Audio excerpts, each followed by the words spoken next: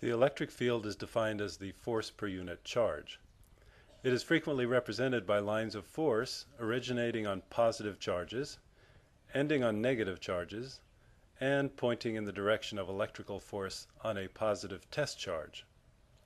The density of the field lines at a given point is proportional to the strength of the field at that location. Electric potential, also known as voltage, is defined as the electric potential energy per unit charge at some point in space.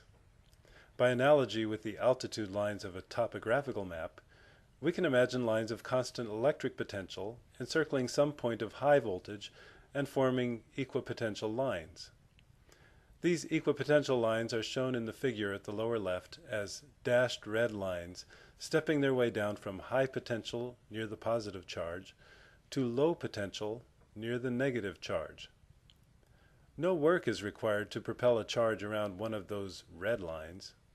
However, when a positive charge is released, it will experience a force in the direction of the solid black arrows. The arrowed lines represent the electric field in the space between the positive and negative charges. At all points, the electric field is perpendicular to the red equipotential lines. Just as by looking at a topographical map, you can spot the cliff by finding the place where the altitude changes rapidly, the electric field will be large wherever the voltage changes rapidly. Thus, the electric field is equal to the rate of change of voltage with distance. When we construct parallel lines or parallel plates of opposite charge, the equipotential lines step down at a steady rate from high voltage, where the positive charges are, to low voltage where the negative charges are located. The electric field between the parallel plates is constant in strength and directed away from the positive charges toward the negative charges. In hiking terms, this is the equivalent to a long straight cliff. Note that at the ends of the lines, equipotential lines flare outward and the electric field bulges. The equipment for this experiment includes a voltage source, seen in the upper right-hand corner, and set for 10 volts. A voltmeter, upper left, with the common hole connected to the 0 volt side of the voltage source. The red input to the voltmeter is equipped with a relatively sharp-ended probe for sampling the voltage at any point. The dial on the voltmeter should be at the 20 volt maximum setting. The long straight conductors are placed parallel to each other and in contact with semiconducting paper. Plus 10 volts is attached to one of the conductors and 0 volts is attached to the other conductor. The conducting paper allows a trickle of current to flow through. If you're fortunate, your lab TA will have already put the semiconducting paper in place with the conducting bars. Otherwise, you'll need to carefully punch holes in the paper for the screws to pass through. If you consider the marks on the paper like XY coordinates, the holes are placed at the points 4, 4, 4, minus 4, minus 4, 4, and minus 4, minus 4. After making small starter holes at each of the 4 points, carefully push the screws through each hole in the paper.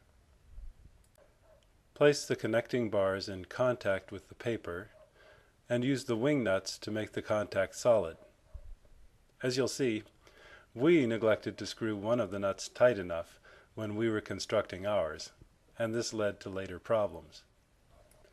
With our 2 conducting strips screwed firmly in place, we connect the common input of the voltmeter to one of the strips using the alligator clip. Then connect the high voltage output of the voltage source to the other strip. Turn on the voltage source and adjust the output to approximately 10 volts using the coarse adjustment knob. Then use the red voltmeter probe to first check the voltage at the low end, which should read 0 volts, and then check the voltage at the high end. If the high end voltage is not exactly 10 volts, then turn the fine adjustment knob on the voltage source until it is 10 volts. Firmly touch the probe to the center line on the semiconducting paper. The reading should be approximately 5 volts. Notice here we got a reading somewhat less than 5 volts because we had not screwed one of the wing nuts tightly. Use the red probe to find a point on the paper near the 0-volt conductor with a voltage of precisely 2.0 volts. Once you've found that point, a white china marker may be used to mark the spot.